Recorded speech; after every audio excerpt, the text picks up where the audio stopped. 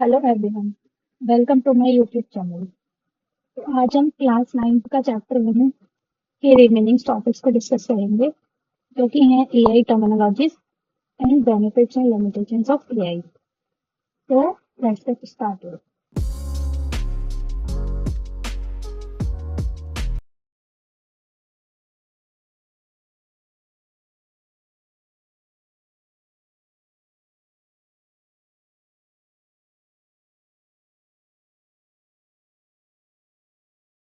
तो AI terminologies में main major जो टर्मिनोलॉजीज है एआई में वो है artificial intelligence, machine learning and deep learning. तो हम एक एक करके इनको डिस्कस करेंगे। तो artificial intelligence, basically artificial intelligence का मतलब है कि मशीन थे सोचती नहीं है, पर they are using some sophisticated algorithm to perform task. ठीक है, एल्गोरिथम हम बताते हैं और उसके अकॉर्डिंग वो लर्न करती हैं and then they give some output. Okay, तो ये जो है सारी आर्टिफिशियल इंटेलिजेंस है वो सबसे ब्रॉडर टर्म है, सबसे बड़ा टर्म है इसमें कि मशीन लर्निंग भी आता है और डीप लर्निंग भी आता है। ओके, नाउ हम देखेंगे next term is machine learning. Machine learning में क्या है कि हमें डेटा चाहिए होता है इस ट्रेन कराने के लिए मॉडल को। ठीक है, तो मशीन लर्निंग क्या है? आर्टिफिशियल इंटेलिजेंस का एक सबसेट है। It is it is a small portion of a bigger set. ठीक है, जो कि फोकस करता है on developing algorithms and models that enable computers to learn from data and make predictions. तो बेसिकली जो मशीन लर्निंग है वो एल्गोरिथम डेवलप करने पे फोकस करता है to make predictions without being explicitly program. तो आर्टिफिशियल इंटेलिजेंस तो बहुत बड़ा टर्म है, इसके अंदर तो बहुत कुछ हो सकता है। ठीक है, लेकिन मशीन लर्निंग बेसिकली जो फोकस करता है वो डेटा से लर्न करने के प्रोसेस पे और डिसीजन मेकिंग पे फोकस करता है। ठीक है, तो मशीन लर्निंग का एक सब पार्ट है डीप लर्निंग। ठीक है, तो डीप लर्निंग क्या है? ये मिमिक करता है ह्यूमन ब्रेन को। तो जैसे हमारे ह्यूमन ब्रेन में छोटे छोटे कनेक्शंस होते हैं ना न्यूरॉन के, इसमें भी जो मॉडल बनता है उसमें छोटे छोटे न्यूरॉन्स न्यूरॉन्स क्या है? बेसिकली न्यूरॉन्स जैसे इसका इसका हम नीचे देखेंगे स्ट्रक्चर कुछ इस तरीके का होता है। तो न्यूरॉन्स क्या है? डेटा जस्ट फंक्शन, हम कुछ फंक्शन यहाँ पे लिखा होगा जो कि डेटा को प्रोसेस कर रहा होगा, जो इसके पास आ रहा होगा। ठीक है, तो हमारे जो माइंड में भी छोटे छोटे न्यूरॉन्स होते हैं जो छोटी छोटी प्रोसेसिंग करते हैं, उससे हम पूरी इंफॉर्मेशन को प्रोसेस कर पाते हैं। तो डीप लर्निंग में मिमिक की गई है, मतलब वही चीज इन्होंने कॉपी करी है डीप लर्निंग मॉडल्स में। ओके, तो जो मैंने जो बताया अभी, ये जो न्यूरल लाइक स्ट्रक्चर है इसको बोलते हैं आर्टिफिशियल न्यूरल नेटवर्क। ठीक है, जैसे कि यहाँ पे मेंशन है, ये जो न्यूरल लाइक स्ट्रक्चर है इसको आर्टिफिशियल न्यूरल नेटवर्क कहते हैं और ये one of the core concept of machine learning है। ठीक है, तो नीचे देखते हैं एक डीप न्यूरल नेटवर्क का एक स्ट्रक्चर दिया हुआ है। ठीक है, तो हम देखेंगे कि इसमें काफी सारी लेयर्स हैं। ये लेयर है, एक ये लेयर है। ठीक है, तो कुछ कुछ मतलब इन लेयर्स में प्रोसेसिंग हो रही है। तो दे comprises of node layers containing an input layer and one or more multiple hidden layers and output layer। तो जो सबसे पहली लेयर है जहाँ पे से डेटा आ रहा है, सबसे पहले यहाँ से डेटा आ रहा होगा, राइट? तो जो सबसे पहली लेयर होती है जहाँ पे डेटा जाता है न्यूरल नेटवर्क की, उसको कहते हैं इनपुट लेयर। ठीक है, और जब से जो सबसे लास्ट लेयर है जहाँ से हमारे रिजल्ट आ रहा है, that is called output layer. Okay, और जो इसके बीच के लेयर्स है उसको कहते हैं हिडन लेयर और प्रोसेसिंग लेयर। ठीक है, प्रोसेसिंग लेयर्स कहते हैं, हिडन लेयर्स कहते हैं।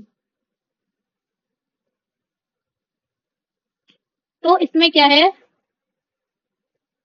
If the output of any node is above a specified threshold, that node is activated and sends the data to the तो इसमें जो प्रोसेसिंग होती है वो इस तरीके से होती है कि आउटपुट जो है एक थ्रेशोल्ड सेट कर दिया जाता है। जैसे कि कुछ भी फंक्शन लिखा मैंने, एक्स प्लस वाई लिखा सपोज करो, या फिर 2x लिखा, राइट, ठीक है। अब x की वैल्यू मेरे पास आई 5, 5 into 10, 5 into 2, ठीक है, तो 10 आ गया। लेकिन अगर ये 2x लिखा हुआ है इस नोड पे, राइट, और x हम इसको मान लेते हैं, ठीक है, तो x 2x आया, इसकी वैल्यू 10 आई। अगर इसका थ्रेशोल्ड नोड का 20 सेट होगा तो ये जो 10 है ये आगे पास नहीं होगा, इसका आउटपुट जाएगा नहीं आगे, ठीक है। अगर इसका थ्रेशोल्ड 5 सेट होता तो ये आगे फॉरवर्ड हो जाता इसका। तो यही पॉइंट यहाँ पे लिखा हुआ है कि अगर एक स्पेसिफाइड थ्रेशोल्ड पे वैल्यू आती है तो ही नेक्स्ट, तो वो एक्टिवेट होती है नोड, तो ही मतलब डेटा आगे ट्रांसफर होता है, ठीक है। अगर इनपुट, आउटपुट और हिडन लेयर्स को मिलाकर 3 से ज्यादा लेयर है तो उस न्यूरल नेटवर्क को नाम दिया गया है डीप न्यूरल नेटवर्क। जैसे कि इस न्यूरल नेटवर्क में कितने लेयर्स है, 1, 2, 3, 4 एंड 5। तो इसका नाम तो ये हुआ, दिस इज ग्रेटर देन 3, तो this is deep neural network. Okay,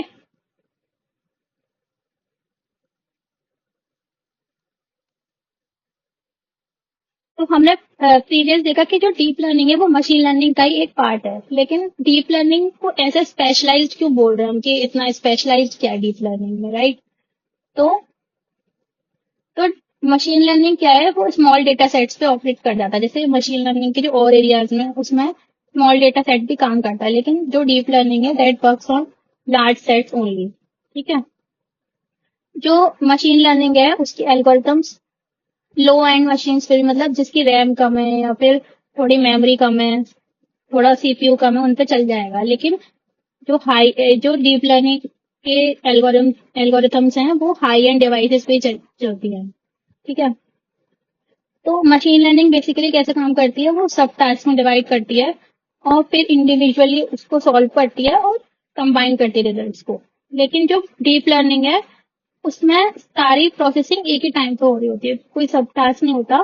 पूरा जो डेटा आया वो सारा एक ही टाइम पे दूसरी लेयर में गया, फिर नेक्स्ट लेयर में गया, तो मतलब पूरा एक साथ डेटा प्रोसेस हो रहा है सारी लेयर्स में, ठीक है। इसका जो मॉडल है it takes less time to train, पर इसका जो मॉडल है it takes a lot of time, क्योंकि number of neurons in practical scenario ज्यादा ही होते हैं, है ना। तो इसका जो एज अ रिजल्ट क्या होगा, इसका जो टेस्टिंग टाइम है वो ज्यादा हो जाएगा, क्योंकि इसकी मॉडल की एक्यूरेसी कम हो सकती है, लेकिन इसका जो टेस्टिंग टाइम है वो बहुत ज्यादा कम होता है, ठीक है। तो हमारी टेक्स्ट बुक में एक एग्जांपल दिया हुआ है।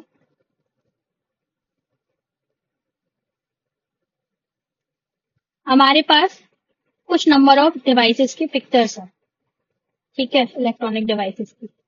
अब हमें मशीन लर्निंग लगानी है, आर्टिफिशियल इंटेलिजेंस लगाना है, मशीन लर्निंग लगानी है और डीप लर्निंग लगानी है to categorise these into their categories, ठीक है। तो हम क्या क्या अप्रोच लगाएंगे, तो ये जो फर्स्ट अप्रोच मेंशन्ड है उसके अकॉर्डिंग सबसे सिंपल तो यही है कि सबको मेंशन कर दो कि ये रिमोट है जो हमारे पास प्रेजेंट है, उनको मेंशन कर दो ये रिमोट है, लैपटॉप है, मोबाइल है, और उनको विजुअल कैरेक्टरिस्टिक्स पे उनकी करेक्ट कैटेगरी में डाल दो,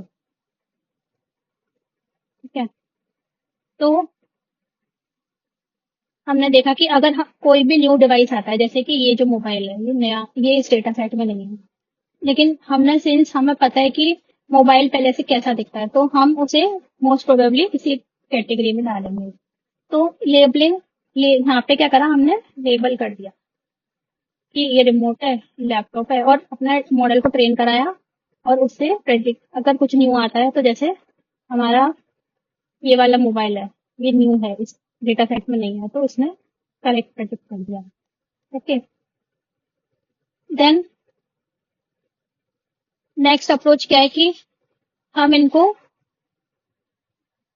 हम अपने एल्गोरिथम को कुछ फीचर एक्सट्रैक्ट करके देंगे, कुछ कुछ फीचर, जैसे कि हम बोल रहे हैं कि रिमोट में अप का बटन, डाउन का बटन, ये बटन होना चाहिए। ठीक है, लैपटॉप में A to Z कीज होनी चाहिए और एक स्क्रीन होनी चाहिए, बट का मिनिमम साइज हम कुछ बता सकते हैं। ठीक है, मोबाइल में कुछ एक फीचर है जैसे कि कॉल आ सकती है और जा सकती है ना।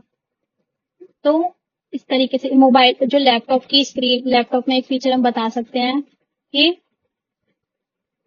स्क्रीन प्लस कीबोर्ड दोनों हैं इसमें। ठीक है, तो इस तरीके से कुछ इंपॉर्टेंट फीचर बता के हम इनको कैटेगराइज करें। दूसरा अप्रोच ये है, ये है हमारा मशीन लर्निंग का अप्रोच, जिसमें हम फीचर खुद एक्सट्रैक्ट कर रहे हैं और खुद हम बता रहे हैं। तो इसमें जो फीचर एक्सट्रैक्शन है वो इम्पोर्टेंट प्रोसेस होता है। ठीक है, तो तो जितना ज्यादा डेटा आप प्रोवाइड करोगे एल्गोरिथम को, उतना अच्छा मॉडल हो जाएगा। ठीक है, नेक्स्ट अप्रोच क्या है, हम सिर्फ इन इमेजेस को दे दें, इस इमेज को, इन सारी इमेजेस को दे दें और न्यूरल नेटवर्क को दे दें, आर्टिफिशियल न्यूरल नेटवर्क को। तो आर्टिफिशियल न्यूरल नेटवर्क वर्क तो फीचर एक्सट्रैक्शन पे करता है, पर ये जो फीचर एक्सट्रैक्शन है वो सेल्फ है, खुद का है इसका। इसमें हमारा कोई इंटरवेंशन नहीं है। इससे पहले हम बता रहे हैं कि क्या क्या फीचर लेना है, लेकिन यहाँ पे इसमें भी मेंशन है जैसे eliminate the need of feature extraction, जो कि ये खुद डिसाइड करता है। ठीक है, feature extraction is built into the process without human inputs. तो ह्यूमन के इनपुट्स के बगैर ही ये जो न्यूरॉन्स हैं ये खुद से इमेज, इस फोटो को, इस पिक्चर को प्रोसेस करेंगे और खुद से ट्रेन होंगे और ये खुद लेवल करेंगे कि ये रिमोट है, लैपटॉप है या मोबाइल है। Okay, okay. तो अब हमने देखा कि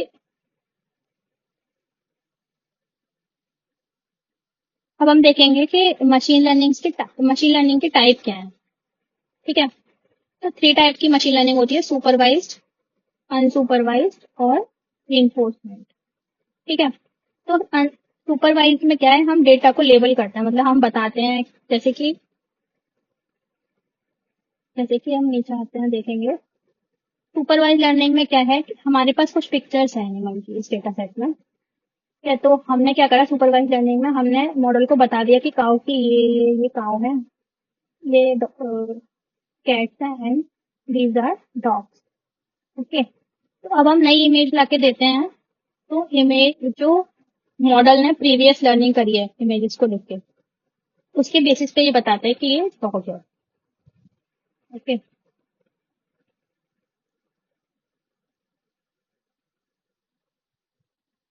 तो इसकी जो सबसे फेमस एल्गोरिथम्स होती हैं वो ये हैं, linear regression, logistic regression, precision tree, support vector machine and neural net. ठीक है, अब अनसुपरवाइज लर्निंग में क्या है, हमारे पास सिर्फ इमेजेस है, सारी इमेजेस हैं, हमें नहीं पता कि किसका क्या लेवल है। तो अनसुपरवाइज लर्निंग खुद से निकालता है कि इनके क्या फीचर्स हैं। जैसे इसने एक कैटेगराइजेशन बनाया पॉइंटेड ईयर्स का, फिर दूसरा बैड शेप ईयर्स का, देन फोल्डेड ईयर। दूसरा कैटेगराइजेशन बनाया इसने कलर के बेसिस पे। ठीक है, देन इस तरीके से अलग अलग फीचर के बेसिस पे ये कैटेगराइज करता है ऑब्जेक्ट्स को। ठीक है, और पैटर्न फाइंड आउट करने की कोशिश करता है कि इनमें क्या पैटर्न है। ठीक है, तो उसके बेसिस पे ये प्रेडिक्ट करता है कि क्या है। तो इसके जो इन एल्गोरिथम जो अनसुपरवाइज लर्निंग है उसके क्लासिक एग्जांपल है chain mean clustering, hierarchical clustering, principal component analysis and auto encoders. ठीक है,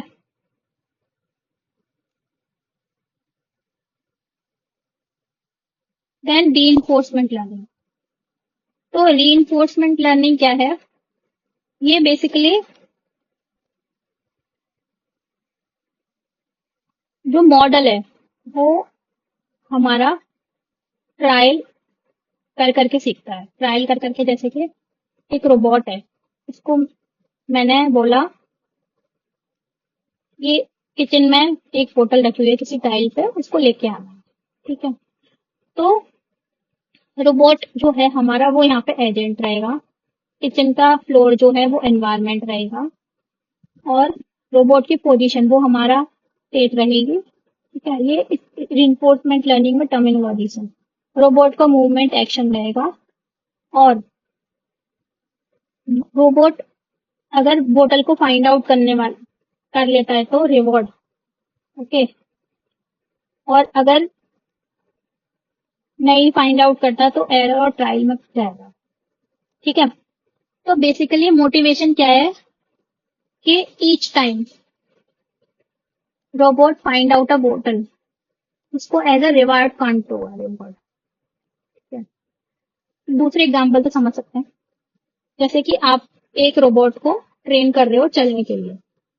ठीक है, तो अभी आपने रोबोट के लिए एक्शंस डिफाइन कर रखे हैं। इट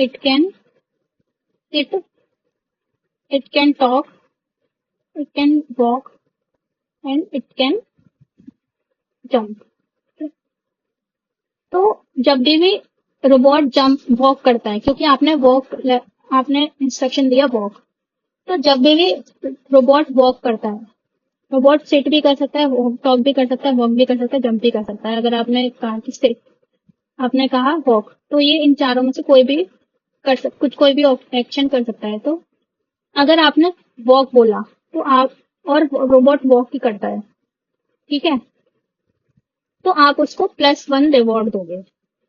तो समझिएगा कि वॉक बोलने पे अगर मेरे को रिवॉर्ड मिला है, तो नेक्स्ट टाइम जब इंस्ट्रक्टर वॉक बोलेगा, तो it will learn from previous experience कि मुझे पहले रिवॉर्ड मिला था, तो मुझे क्या करना है, वॉक करनी है। ठीक है, तो बेसिकली क्या है, हिट ट्रायल एंड एरर के बेसिस पे इट लर्न्स कि मुझे आगे क्या स्टेप लेना है। ओके, तो इसका जो मेन फंडा है वो ये है कि it make decisions, it learns to make decisions by interacting with an environment to maximize the cumulative reward. तो ये जो मेजरली यूज किया जाता है वो गेम्स वगैरह में, कंट्रोलिंग रोबोट में, और फाइनेंशियल पोर्टफोलियोज में यूज किया जाता है। तो इसके मेन लर्निंग एल्गोरिथम्स क्या है, Q learning, deep Q network, policy gradient, and actor critic methods. ठीक है,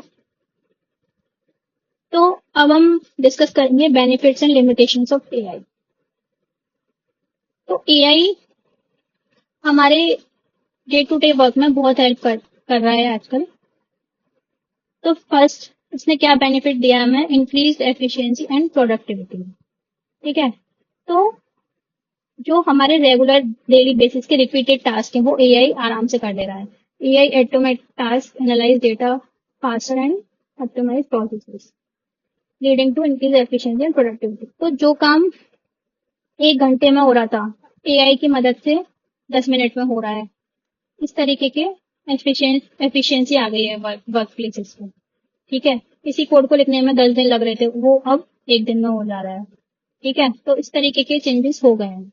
इम्प्रूव डिसीजन मेकिंग, तो जब भी हम डिसीजन ले रहे हैं, अगर हम एआई से एक बार कंसल्ट करते हैं एआई के साथ, तो उसका क्या है कि since it is a machine, इसके पास बहुत सारा डेटा है, तो ये कुछ भी मिस नहीं करेगा। लेकिन ह्यूमन का तो एक टेंडेंसी होती है ना मिस करने की, रह सकती है कोई चीज डिसीजन मेकिंग के थ्रू टाइम। तो it it can help in better decision making. Next, enhanced innovation and creativity. तो एआई से आपने देखा होगा आजकल एआई वीडियोस बहुत आ रही हैं, तो बहुत ज्यादा क्रिएटिविटी और इनोवेशन आ गया है। मतलब लोग इनोवेट कर पा रहे हैं, जो लोग सोच रहे हैं वो वैसी इमेजेस, वीडियोस, आइडियाज क्रिएट कर पा रहे हैं एआई से, जो कि ट्रेडिशनली अगर क्रिएट करें तो बहुत डिफिकल्ट होगा। Then progress in science and health care. तो हमने देखा होगा कि आजकल जो एआई हेल्थ केयर में कितना हेल्प कर रहा है, रोबोटिक सर्जरी हो रही है, और पर्सनलाइज मेडिसिन वगैरह एआई दे सकता है। मतलब लर्न करता है हमारी हैबिट से कि हमें क्या पसंद है, क्या नहीं पसंद है, कौन सी मेडिसिन हमें सूट कर रही है, कौन सी चीज हमें सूट कर रही है। उस अकॉर्डिंग पर्सनल असिस्टेंट की तरह एआई बहुत अच्छे से वर्क कर रहा है। तो इस तरीके से साइंस और हेल्थ केयर में एआई बहुत ही ज्यादा हेल्पफुल है। ओके, पर सारी अच्छी बातें तो हो नहीं सकती, तो कुछ लिमिटेशंस भी हैं, ठीक है। तो सबसे फॉरमोस्ट लिमिटेशन क्या है? Job displacement. तो जॉब डिस्प्लेसमेंट, एआई के इतने ज्यादा यूजेस से अब क्या हो रहा है, जॉब, लोगों के जॉब जाने का खतरा है, क्योंकि दस दिन का काम एक दिन में हो रहा है। तो ऑब्वियसली एक जो रिसोर्स है, एक बंदा बहुत सारा काम कर पाएगा, ठीक है। तो लोगों के जॉब जाने के वो है, मतलब अगर आप सोचो कि एक बहुत सारा काम करने का मतलब है कि एक बंदा अपना भी काम कर दे रहा है और दूसरे का भी कर दे रहा है, तो दूसरे को कंपनी निकाल सकती है ना, क्योंकि वो तो कोई काम ही नहीं कर पाएगा। तो इस तरीके से जॉब जाने के खतरे हैं। एथिकल कंसिडरेशन, कभी कभी क्या होता है, एआई का अगर डेटा सही नहीं हुआ तो ये डिसीजन जो अपना रिजल्ट देगा वो गलत भी दे सकता है ना। तो हम पूरी तरह एआई पर नहीं डिपेंड हो सकते, स्पेशली इन एथिकल गाइडलाइंस।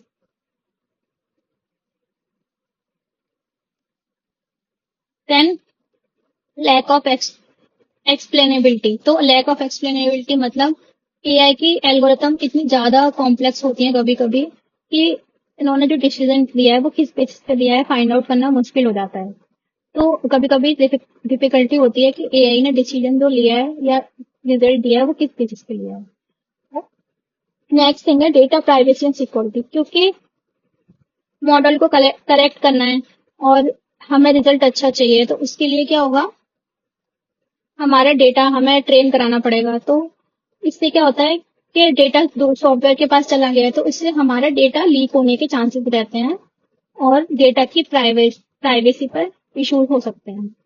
तो इस तरीके के इश्यूज आते हैं एआई की यूज करने में। नेक्स्ट वीडियो में हम चैप्टर 1 की एक्सरसाइज देखेंगे। अगर आपकी कोई क्वेश्चन है तो आप कमेंट करके मुझे बता सकते हैं, मैं आपके क्वेश्चन सॉल्व करने की कोशिश करूंगी। Thank you.